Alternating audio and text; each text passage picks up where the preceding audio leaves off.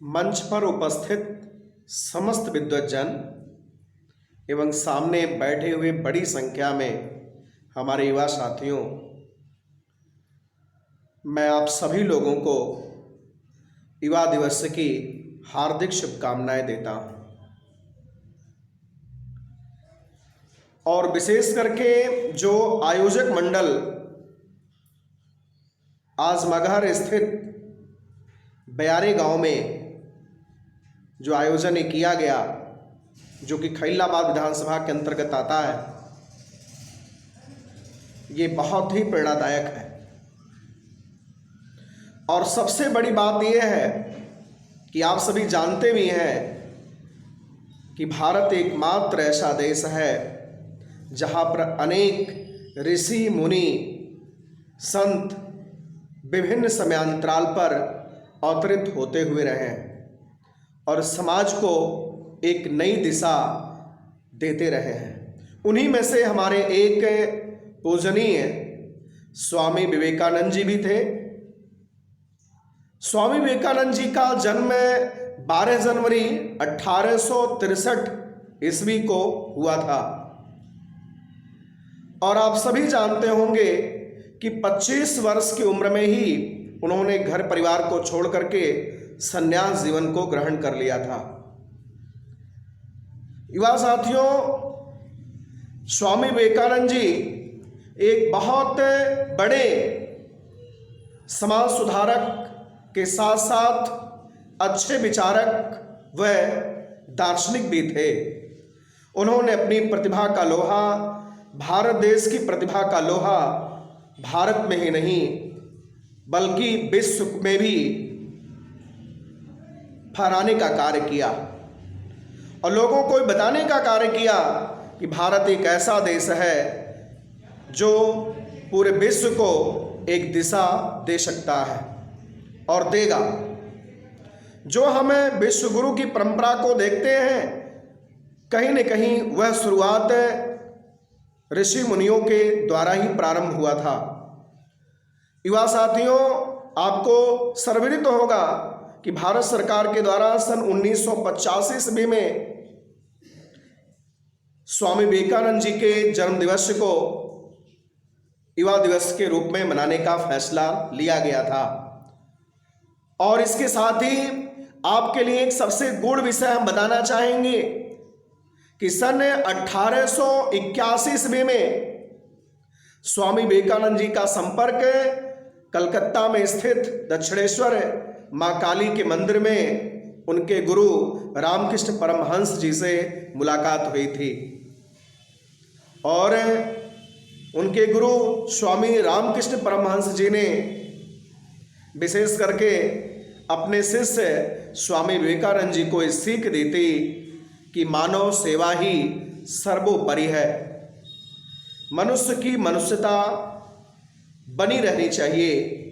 हमको किसी भी तरह के विभाजन को स्वीकार नहीं करना चाहिए, यानी मानव सेवा ही सर्वोपरि है। आप सभी जानते होंगे कि स्वामी विवेकानंद जी के आदर्श युवाओं के लिए सबसे ज़्यादा प्रेरणादायक रहे हैं। आप देखते होंगे विभिन्न आयोजनों में सबसे ज़्यादा युवा अगर प्रभावित होते हैं तो स्वामी विवेकानंद जी से होते हैं। आपको पता होगा कि देश के विकास में युवा पीढ़ी का सबसे बड़ा योगदान होता है और स्वामी विवेकानंद जी ने इस चीज़ को बताने का प्रयास किया। विशेष करके युवा साथियों, मैं आपको कहना चाहूँगा, चूँकि चुनावी वर्ष चल रहा है, वो भी जबकि अधिसूचना उत्तर प्रदेश में जारी हो चुकी है, तब कहीं न कहीं आपकी महत्ता बढ़ जाती है। आप ऐसा ही है कि आप पढ़ाई करें, अपने जिस भी क्षेत्र में हैं उसमें उच्च स्थान पर जाने का प्रयास करें, लेकिन आप राजनीति को हल्के में न लें। मैं आपको बताना चाहूँगा कि सुबह जब आप जगते हैं तो आपके टूथपेस्ट से लेकर के और रात में जब बिस्तर पर आप सोने जाते हैं और रूम में जो आप गुड नाइट जलाते हैं, वहाँ तक की कीमत का निर्धारण है और आपके अगल बगल जितनी परिस्थितियाँ होती हैं सारी चीज़ों का निर्धारण राजनीति ही करती है। इसको हल्के में लेने की ज़रूरत नहीं है। विशेष करके मैं युवा साथियों से आह्वान करता हूँ कि आप आप जानते होंगे कि इस समय आपके पास कोई विशेष परीक्षा नहीं है, न कोई कॉम्पिटिटिव एग्जाम का इधर आयोजन होना है। जब तक चुनाव आचार संहिता चल रही है तब तक न कोई नए कार्य होने हैं। तो आप राजनीति में शीघ्रता से भाग लें और अपने देश व प्रदेश की राजनीति को नई दिशा व दशा को देने का प्रयास करें। और हमारा ये भरसक प्रयास होना चाहिए कि पॉजिटिव विचारधारा, अच्छी सोच के साथ कार्य करने वालों के साथ ही हमको लगने की आवश्यकता है। साथियों, आप जानते होंगे, इस समय देख रहे होंगे पूर्वांचल ही नहीं पूरे उत्तर प्रदेश में विशेष करके जो जातिवादी नेता हैं किस तरह से वो हावी हो चुके हैं। कहीं न कहीं वो नेगेटिव माहौल बनाने का प्रयास करते हैं। युवा साथियों, हम आपको बता दूं कि जितने भी जातिवादी नेता होते हैं उनका उद्देश्य सिर्फ स्वहित होता है, उनका किसी भी समाज से कोई लेना देना नहीं होता है। इसलिए हम उनकी बहकावे में न आते हुए हमारे देश में प्रदेश के विकास के लिए जो कार्य करे, जो हमारे देश में को या प्रदेश को जाति या धर्म के आधार पर विभाजित न करे, सबको साथ में लेकर के चल करके और युवाओं के विशेष करके रोजगार और नई दिशाओं को देने का प्रयास करे, हमें उसी का समर्थन करना होगा। न कि किसी बहकावे में आकर के कि फलाने इस वर्ग के हैं तो मैं तो उन्हीं के साथ जाऊंगा, ऐसा कार्य हमें नहीं करना होगा। और विशेष करके युवाओं को मैं आपको बता दूं, आपकी सबसे पहली प्राथमिकता होनी चाहिए कि हमें अच्छी शिक्षा प्राप्त हो।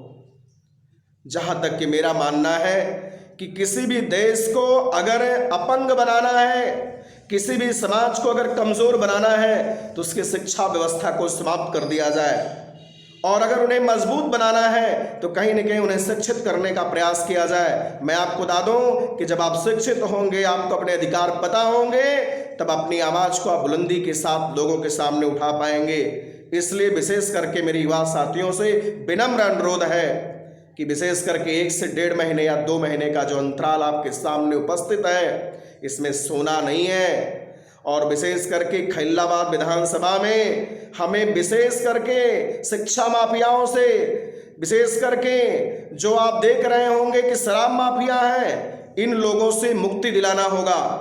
और विशेष करके खैरलाबाद विधानसभा में हमें नए पढ़े लिखे युवाओं को ही महत्व देना होगा, जो समाज की चिंता करें, जो अपने प्रदेश की चिंता करें। आपकी छोटी से छोटी आवाज़ को उत्तर प्रदेश की लखनऊ विधानसभा में उठाने का कार्य करें। हमें ऐसे व्यक्ति को नहीं भेजना होगा कि जो वहां पर जाने के बाद मूक दर्शक की भांति बैठ जाएं। हमें ऐसे युवा साथी को भेजना होगा जो आपकी आवाज़ को विधानसभा में ललकार करके उठावे और आपकी बात को मनवाने के लिए सरकार को मजबूर कर दे।